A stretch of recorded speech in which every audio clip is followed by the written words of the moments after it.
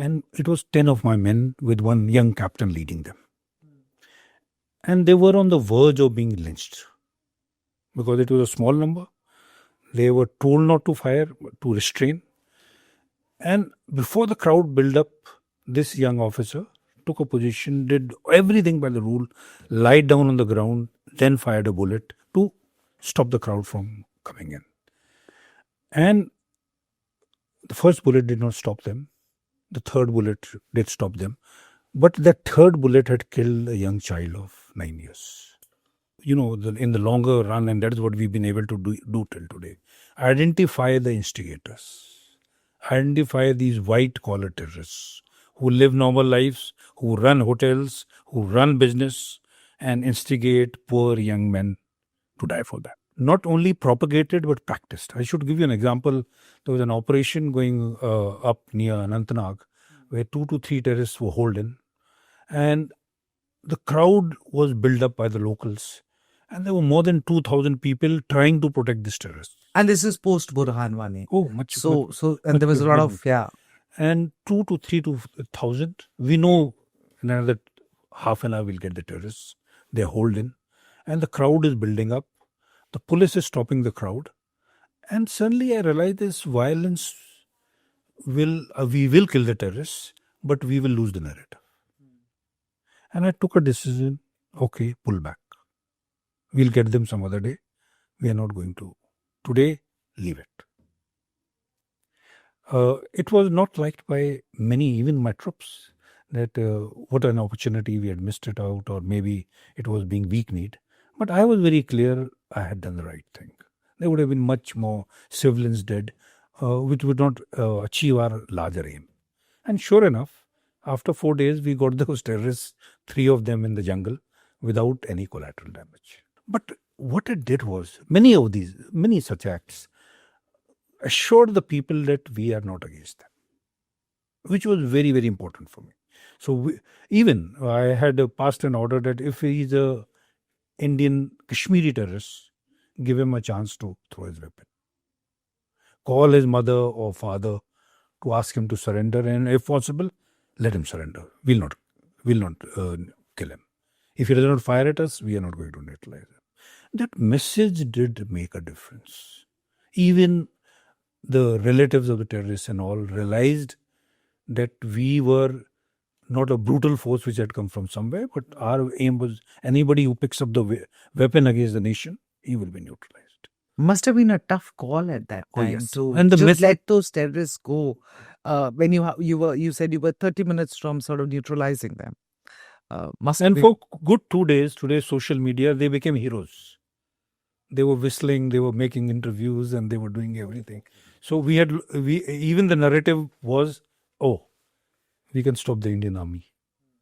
But quietly after 3 days when they did die, we told everyone this is what we can do.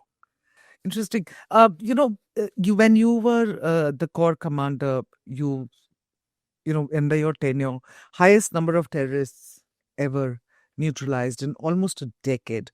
Tell us, what was the thought process behind that, and how did you go about, because that's highest number of terrorists in over a decade is a huge number. And 10 years later now also.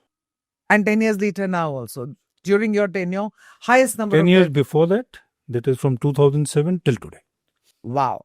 Okay. So what is that? What was those 2 or 3 things that you did that perhaps helped you achieve those numbers and get you to, was it something that when you went down, you were there for a year or more, that you thought that I will do this, I will get this badge on my So let me tell you, numbers was not, and because like I said, on the larger perspective, numbers don't matter. So firstly, I never told my command, wherever I went, to the last man, to the captain who was operating on the field, that I want more. Kill more terrorists. No. I would always say, we have come here to neutralize terrorism, and not, numbers don't matter. But the other thing which I equally did was gave them complete freedom. I did not micromanage that corporal or that sergeant or that captain or any of them how to carry out their operations. And a very important aspect, of course, to neutralize such large number was intelligence. And a very large part of this intelligence comes from the local police. So one thing I really worked hard on was integrating all domains, that is the police, the CRPF and the army. So a policeman who has much better intelligence than us on a day-to-day basis, he and us, we had aligned that our objective was the same. They got us the intelligence, we got the muscle. And we used it together. And even accolades were shared. They were not that only the army has done it. And that, I think that helped. That cooperation between all the forces, including the civil administration, was a very, very important factor. Interesting. Do you remember any 24 hours as the corps commander that were perhaps the toughest, the scariest? Toughest, I can say, and the toughest were when I lost a young officer. A young officer who, a year before that, in an operation had got a Sena medal. And now on the LC, he was there deployed and they were neutralizing terrorists. And that call at night, 11 o'clock, that we are not in communication with him. It was a polite hint to me, most probably he's no more. And till, of course, how would I sleep that night? But also I had to keep my level-headedness. I had not to express my anxiety to my divisional commander, brigade commander, CO. I could not ring up the CO and say, tell me, fine, what is happening? Every hour, 1 hour. I was waiting for them to give me inputs, praying that this young boy and his team is alive. And knowing some way that most probably it is not true. That is the most difficult moment as a senior corps commander, because that boy, and the best, the thing is, his wife later rang me up from Bombay, and she wanted to come and see the site where she had lost the husband. By rules and principles, we don't do it. And we politely, it was refused. She again reached me out, and somewhere she got my telephone number, and she says, I have to come, General. So I let her come to Srinagar. I had a talk with her, sent her there, and of course, now she's joined the army. Oh, my goodness. And she had a child of 6 months that time. Now there's a grown girl, and the mother is an army officer. She's in the Chinar Corps? No, she's not going to the Chinar Corps yet, but she's in the Indian Army. That's such a wow. You lose somebody, you lose your husband, and then you. What a strong girl! What a strong! What? Hats off. And I think yes, you're right. Those are perhaps the toughest moments when you lose your people, your troops. Every time we have a system in whatever casualties we have in the valley, they're brought to Srinagar. We give them the last rites. We honor them at the corps headquarters. And every time when I would go there, and it was a number of times, let me tell you, my legs would shake because I was losing one more young man from under my command. That must have been tough. But let's move on. You said decisions in Kashmir are tactical on the surface, but very strategic underneath. Was there a moment when a on-ground judgment changed the strategic equation? Oh yes, and I should give you an example that there was, this violence by the crowd was the most difficult to handle. It was difficult to handle is because you couldn't shoot everyone. And they were in large numbers, throwing stones, throwing sticks. And there was once where a similar crowd had built up. And it was 10 of my men with one young captain leading them. And they were on the verge of being lynched. Because it was a small number. They were told not to fire, to restrain. And before the crowd built up, this young officer took a position, did everything by the rule, lied down on the ground, then fired a bullet to stop the crowd from coming in. And the first bullet did not stop them. The third bullet did stop them.